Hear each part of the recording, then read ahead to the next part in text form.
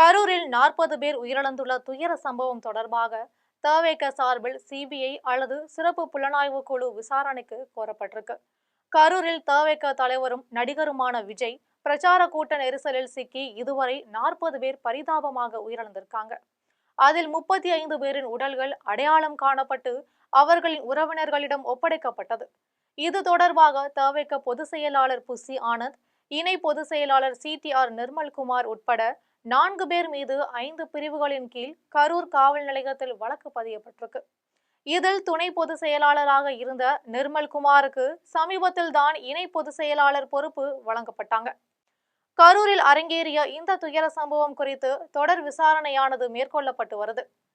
மேலும் கரூர் மருத்துவமனையில் தமிழக முதலமைச்சர் ஸ்டாலின், துணை முதலமைச்சர் உதயநிதி ஸ்டாலின், அமைச்சர்கள் உட்பட பல்வேறு அரசியல் கட்சி தலைவர்கள் சென்று தங்களுடைய ஆறுதல்களை தெரிவித்த வண்ணம் இருக்காங்க. தமிழகம் முழுவதும் கடையெடுப்பு நடத்தப்படும் என்று தமிழக வணிகர் சங்கங்களின் பேரவை அறிவித்துள்ளது.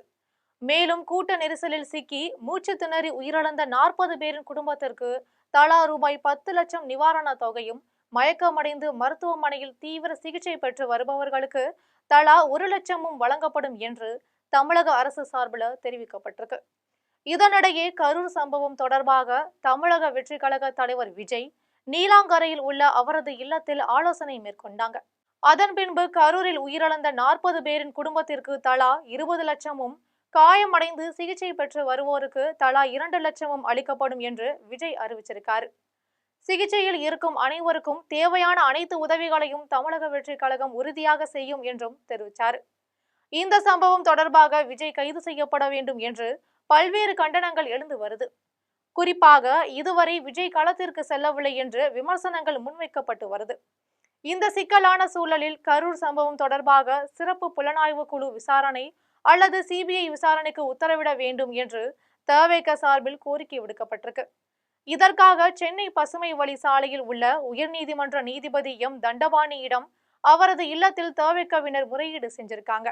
மேலும் அரசு நீதிமன்றத்தின் மேற்பார்வையில் இதன் விசாரணையானது தொடர்ந்து நடைபெற வேண்டும் என்று நீதிபதி தண்டபாணியிடம் தவேகவினர் முறையிட்டிருக்காங்க. உயர்நீதிமன்ற மதுரை கிளையில் நடைபெறும் என்று தவேக இணை பொதுச் செயலாளர் சிடிஆர் நிர்மல்குமார் தெரிவிச்சிருக்காரு.